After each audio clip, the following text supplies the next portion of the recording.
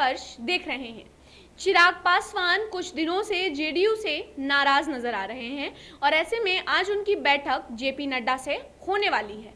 लेकिन इससे पहले चिराग पासवान के पिता रामविलास पासवान और हमारे देश के खाद्य मंत्री ने 3 ट्वीट किए हैं, जिसमें उन्होंने बहुत भावुक ट्वीट किए हैं और अपने बेटे और अपने पार्टी और अपने कामकाज को लेके बहुत सारी बातें कही हैं।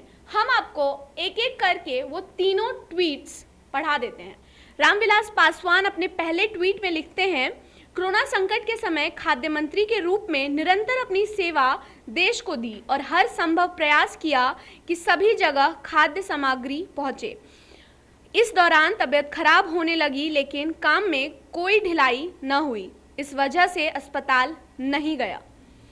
रामविलास अपने दूसरे ट्वीट में लिखते हैं, मेरे खराब तबीयत का एहसास जब चिराग को हुआ तो उसके कहने पर मैं अस्पताल गया और अपना इलाज करवाने लगा। मुझे खुशी है कि इस समय मेरा बेटा चिराग मेरे साथ है और मेरी हर संभव सेवा कर रहा है। मेरा ख्याल रखने के साथ साथ पार्टी के प्रति अभी अपनी जिम्मेदारियों को बखूबी निभा रहा है। उसके बाद रामविलास पासवान कहते हैं, मुझे विश्वास है कि अपनी युवा सोच से चिराग पार्टी व बिहार को नई ऊंचाइयों तक ले जाएगा। चिराग के हर फैसले के साथ मैं मजबूती से खड़ा हूं। मुझे आशा है कि मैं पूर्ण स्वस्थ होकर जल्द ही अपनों के बीच लौटूंगा।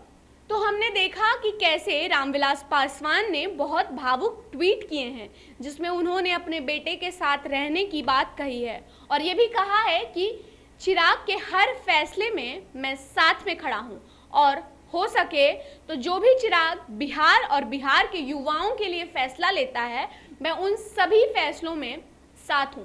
अब इन ट्वीट्स के क्या मायने हैं, ये आने वाले समय में हमको पता चल जाएगा। ऐसे में देखना दिलचस्प होगा कि क्या चिराग एनडीए का हिस्सा रहते हैं या नहीं, क्योंकि आने वाले समय में चिराग किस तरफ जाते हैं, इससे बिहार की राजनीति में काफ़ी बदलाव देखने को मिल सकता है। ऐसे में आपको बता दें कि हिंदुस्तानी आवाम मोर्चा के एनडीए में एंट्री होते ही चिराग और एनडीए के बीच में तल्खियां कुछ तेज हो गई थी और कोरोना काल में चिराग पासवान ने एक टीवी इंटरव्यू में ये भी कहा था कि नीतीश जी मेरा फ़ोन नहीं उठाते हैं, ना ही मुझसे बात करते हैं। उसी के बाद नीतीश और चिराग में तल्खियां सामने आई थी। ऐसे में उन्होंने एक पेपर ऐड दे के बहुत सारे मीडिया गलियारों में हड़कंप मचा दिया था कि क्या जो चिराग पासवान हैं वो अलग से चुनाव लड़ेंगे या नहीं। उसके बाद जो दूसरा फैसला उन्होंने सामने रखा था या घोषणा की थी एक तरीके से कि जो एलजेपी है वो कम से कम 143 सीटों पे अपना उम्मीदवार उतारने को तैयार है। ऐसे में इन सारे घटनाक्रम का क्या मायने होता है, ये आने वाले समय में हमें पता चल जाएगा। ऐसे में चुनाव की हर अपडेट के लिए या चुनाव में कौन नेता किस तरफ गया है या चुनाव में क्या क्या चीज़ें आ रही हैं, इन सारी खबरों के लिए आप देखते रहिए न्यूज़ भारतवर्ष। आपका ये वीडियो देखने के लिए बहुत बहुत धन्यवाद।